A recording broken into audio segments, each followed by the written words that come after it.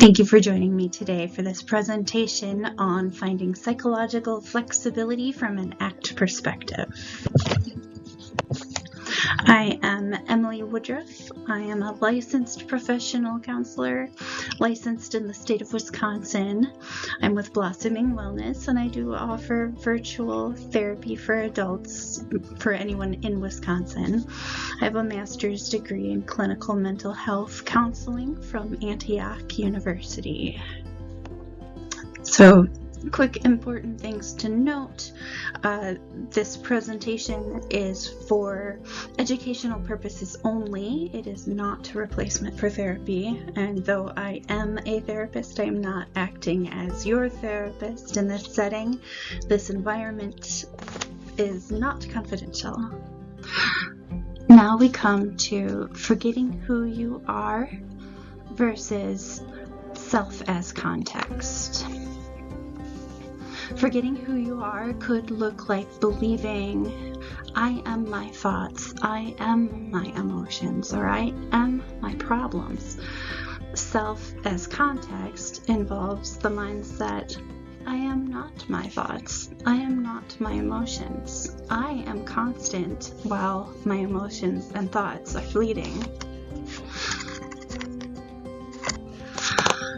A way to conceptualize the idea of self as context is to think of yourself as being the climate. Your emotions and thoughts are the weather. The climate, yourself, is supposed to stay constant. The weather, your thoughts and your emotions, come and go within the context of the climate. Yourself is the context around which your thoughts and emotions exist. Here we come to fusion versus diffusion, or cognitive fusion versus cognitive diffusion.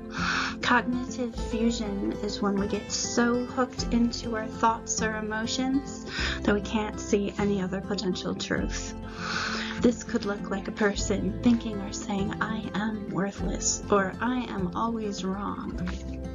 Cognitive diffusion could look like a person thinking or saying, I am having the thought that I am worthless, or I am having the thought that I am always wrong. The phrasing puts a little bit of distance between the person's self and the thoughts. Here are a couple of metaphors conceptualizing cognitive fusion and cognitive diffusion. So when you're fused or hooked into your thoughts, it's like you're holding a book right up in front of your face, so close that the words on the page are all you can see. Cognitive diffusion is metaphorically when you lower the book away from your face. You can still see the words, but they're not all you can see. Your perspective has broadened, and you are less hooked into those words as being concrete reality. Another way to conceptualize is with, as you can see, the glasses with mean statements written on them. If you're wearing these glasses, those mean words are always going to be blocking your vision. So take the glasses off and hold them. Now what can you see?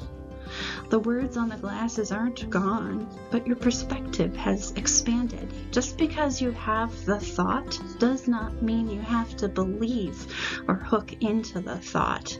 Our minds like to tell us stories like, I'm worthless or I suck. It tends not to work very well to try to make the thoughts go away. So, can you allow the thoughts to exist without giving them weight? Hold them lightly. If your mind wants to tell you mean stories about yourself, it will. But they are just stories. You can say to yourself, oh, there goes my mind telling me that I'm worthless story. That doesn't mean the story is true or helpful.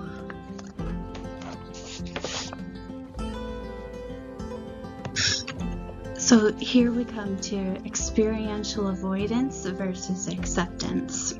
I have some examples here of experiential avoidance. So I dread going to the doctor, so I'm not going to go. Or going out in public makes me anxious, so I'm not going to. I'm going to stay inside and isolate. So experiential avoidance can get in the way of engaging in committed action and moving towards your values. Acceptance is not about making a challenging experience less challenging. It's about accepting the discomfort of the challenge and doing it anyway. So for my well-being, I need to go to the doctor, and so I will, even though I dread going. Even though going out in public makes me feel anxious, I'm going to go out anyway. It is okay to be uncomfortable sometimes. Sometimes taking committed actions in the direction of your values is uncomfortable. This brings us to the concepts of struggle mode versus acceptance of reality and needful versus needless suffering. Struggle mode and experiential avoidance are friends. Needless suffering could look like the person who gets anxious when they go out in public, deciding they just won't go out in public, and so they instead choose to isolate. Then they are lonely and they don't get to live outside of their home. They're suffering in their attempt to avoid suffering. They are needlessly suffering, in other words. Needful suffering is, in this example, would be the person accepting that going outside makes them anxious and then going outside anyway. They may still, at least initially, experience the suffering of anxiety, but now they are taking actions to live their life and socially engage. So we will be uncomfortable sometimes, and that is okay. And so here we come back to the full act hexaflex. That's what it's called, the hexaflex, and the 6 factors that encourage psychological flexibility. I'm going to read to you the ACT question. You can find it in the ACT flip chart, which was created by Richard Sears. And hopefully reading the ACT question will help to tie everything together for you. So, number 1, self as context. Given a distinction between you and the things you are struggling with and trying to change. And then number 2, acceptance. Are you willing to experience those things fully and without defense? Number 3, diffusion. As they are and not as they say they are. Number 4, committed action. And do what takes you in the direction. Number 5, clear values of your chosen values. And number 6, contact with the present moment at this time in this situation. So given a distinction between you and the things you are struggling with and trying to change, are you willing to experience those things fully and without defense, as they are and not as they say they are, and do what takes you in the direction of your chosen values at this time in this situation? That is the ACT question. I hope this has been helpful for you. Here you can see my references.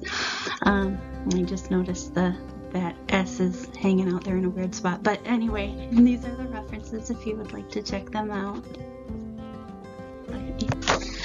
And if you find that you need more support or you have questions, please, you are welcome to reach out to me.